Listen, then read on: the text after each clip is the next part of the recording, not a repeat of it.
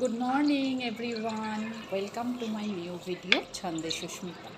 আজকে তোমাদের কাছে আমি একটা নিয়ে আসছি খুব সুস্বাদু জলখাবার, যেটা 8 থেকে 80 সকলের প্রিয়, উইদাউট মশলায়, আর খুব সুস্বাদু একটা জলখাবার।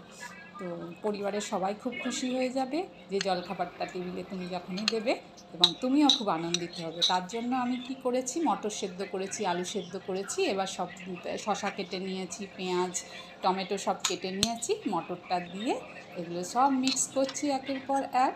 তারপর একটু আদা কুচি, একটু লঙ্কা কুচি, আর টক জলটা নুন দিয়ে বানিয়ে রেখেছি, তেঁতুলের টক, এটাও শরীরের জন্য উপকারী।